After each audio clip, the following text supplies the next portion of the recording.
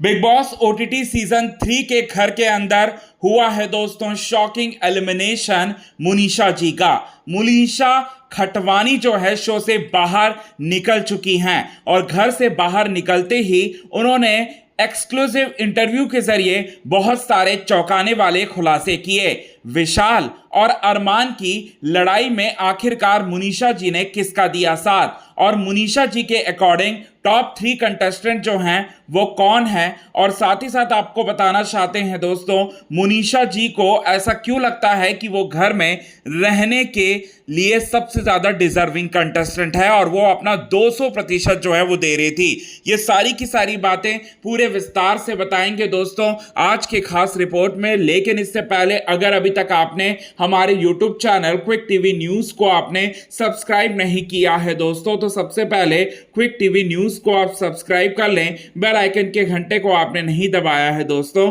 तो bell icon के घंटे को आप जरूर दबा लें। बिग बॉस ओटीटी सीजन 3 के घर से बाहर आ चुकी है मुनीषा खटवानी, और मुनीषा खटवानी से जब उनके एक्सपीरियंस के बारे में हमने पूछा, बिग बॉस ओटीटी 3 के घर के अंदर जितने भी दिन आपने बिताए उसका क्या है आपका एक्सपीरियंस, तो मुनीषा जी जो हैं यहां पर नाराज होते हुए नजर आई मीडिया वालों के इस सवाल पर और कहा कि वो घर में रहने के लायक थी, वो घर में अपना 200% जो है वो दे रही थी। घर में कुछ ऐसे कंटेस्टेंट्स भी हैं जो घर में कुछ कर नहीं रहे हैं, मुफ्त की रोटियां जो हैं वो तोड़कर वहां उस घर में रह रहे हैं, उन लोगों के खिलाफ आवाज उठाते हुए नजर आए। जब उन कंटेस्टेंट्स के बारे में मीडिया वालों ने पूछा मुनीषा जी से, तो मुनीषा ने कहा कि वो कंटेस्टेंट दीपक जी हैं, वो कंटेस्टेंट सना सुल्तान हैं। ये बात जो है वो कहते हुए नजर आई और बोलते हुए नजर आई, मैं गेम को समझ रही थी, मुझे गेम समझ में आ रहा था, लेकिन मुझे शो से निकाल दिया गया। और उस पर बहुत बड़ा आरोप ये लगा कि आप लवकेश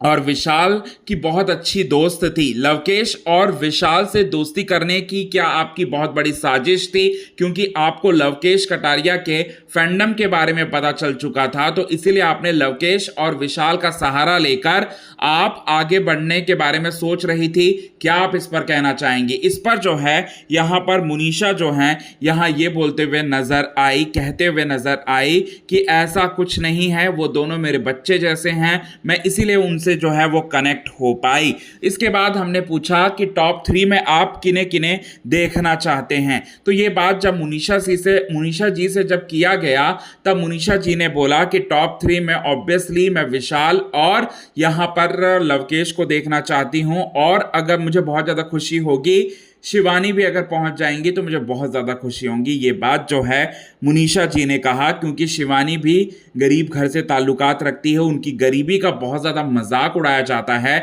अरमान, कृतिका और पायल मलिक जी की तरफ से, लेकिन भी वो आज खड़ी है, अपने परिवार को अकेले संभाल रही है, इतने बड़े घर में जो है वो कंटेस्टेंट के तौर पर आई है, नेशनल टेलीविज़न पर जो है पूरी तरह से छा चुकी है, तो वो बहुत ही कमाल की है। ये बात जो है मुनीषा जी ने कहा। और जब